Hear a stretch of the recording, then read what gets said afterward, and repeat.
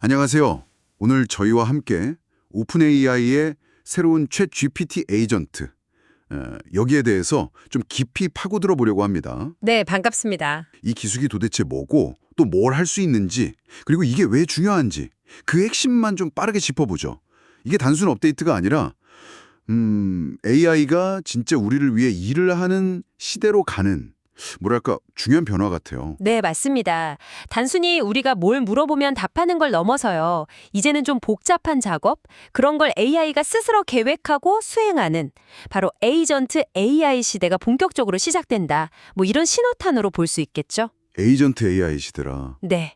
그래서 오늘 저희가 이 기술의 핵심, 또 성능, 그리고 간과할 수 없는 잠재적 위험까지 좀 균형 있게 살펴보면서 정말 알아두셔야 할 중요한 점들을 명확하게 짚어드릴까 합니다. 좋습니다. 그럼 바로 본론으로 가볼까요? 이 챗 GPT 에이전트가요. 예전 챗봇들이랑 근본적으로 다른 점이 뭘까요? 그냥 기능 합친 거 이상인 것 같은데요. 핵심은 그 자율적인 작업 수행 능력에 있습니다. 자율적인 작업 수행. 네.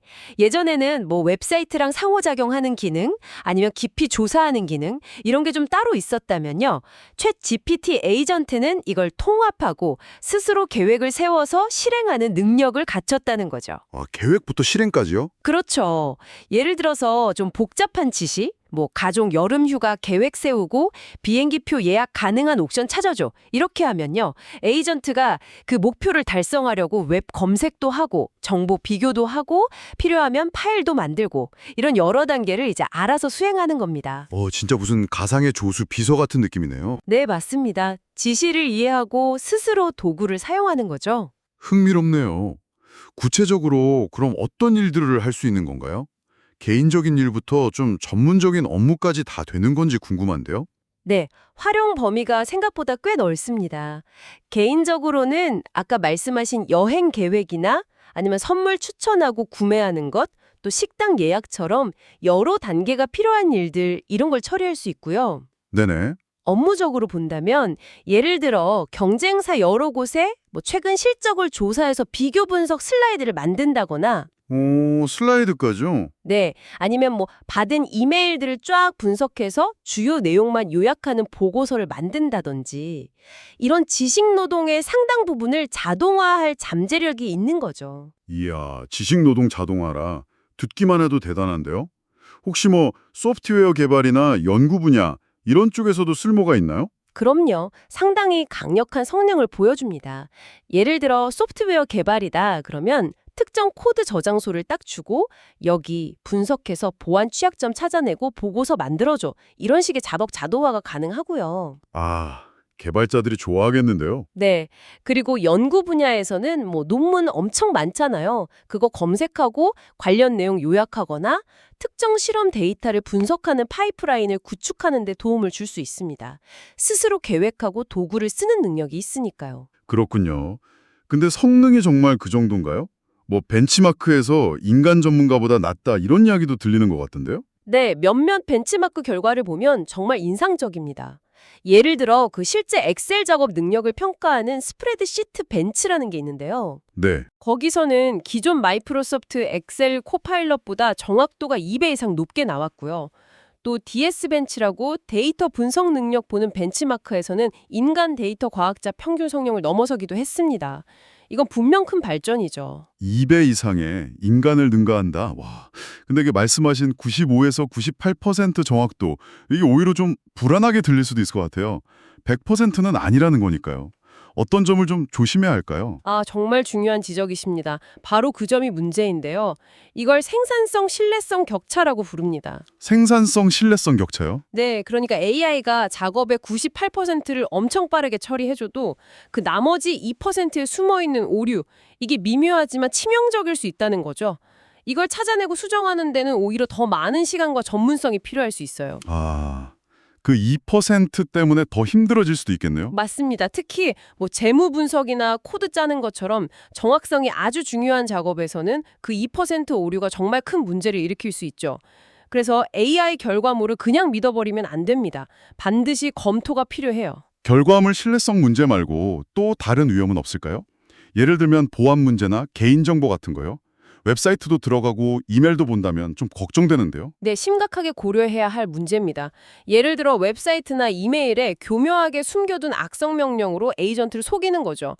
그래서 정보를 빼내거나 원치 않는 작업을 시키는 이런 프롬프트 주입 공격 가능성이 있습니다. 프롬프트 주입? 네, 그리고 또 에이전트가 정말 유용해지려면 어쩔 수 없이 우리 개인 이메일, 캘린더, 클라우드 저장소 같은 민감 정보에 접근해야 하거든요. 그러니까 개인정보 보호랑 데이터 보안 문제가 더 중요해지는 거죠. 오픈AI 측에서도 이런 위험을 알 텐데 어떤 대비책 같은 걸 마련해 뒀나요? 네, 당연히 인지하고 있고요. 여러 안전장치를 두긴 했습니다. 예를 들어 작업을 시작하기 전에 반드시 사용자 허가를 받고요. 아, 허가 절차는 있군요. 네. 그리고 모든 작업 과정을 사용자가 실시간으로 보면서 언제든 중단하거나 개입할 수 있게 했어요. 또 민감한 작업에 대해서는 추가 확인 절차를 넣기도 했고요. 하지만 오픈AI 스스로도 이게 아직 실험적인 기술이라고 강조하고 있습니다.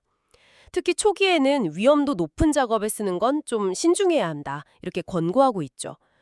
결국엔 인간의 감독, 이게 필수적인 셈입니다. 인간 감독이 필수다. 알겠습니다.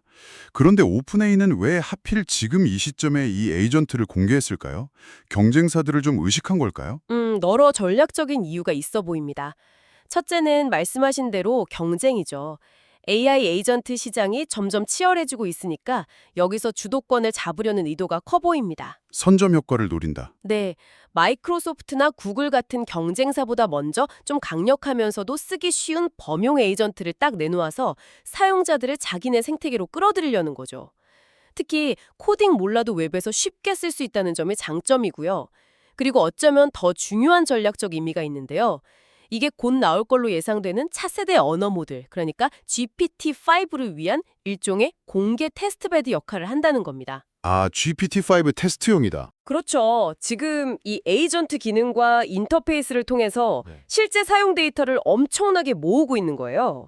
사용자들을 새로운 AI 활용 방식에 미리 익숙하게 만드는 거죠.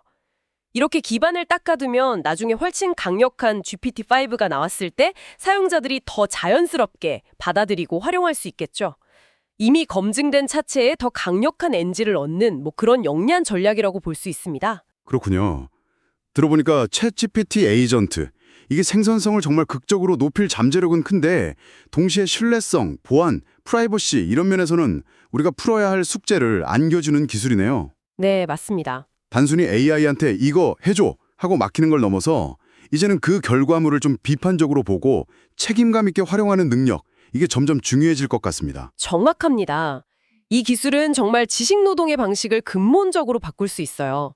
핵심은 AI를 그냥 무조건 믿거나 반대로 막연히 두려워하는 게 아니라 그 능력과 한계를 정확히 이해하고 현명하게 활용하는 방법을 배우는 거죠. 네. 당장은 위험도가 좀 낮으면서도 반복적인 작업부터 한번 실험적으로 도입해보고 반드시 결과물을 검증하는 습관을 들이는 게 중요합니다. AI 에이전트와 효과적으로 협업하고 그 결과물을 잘 관리하는 새로운 역량, 이게 앞으로 개인과 조직의 경쟁력을 좌우하게 될 겁니다.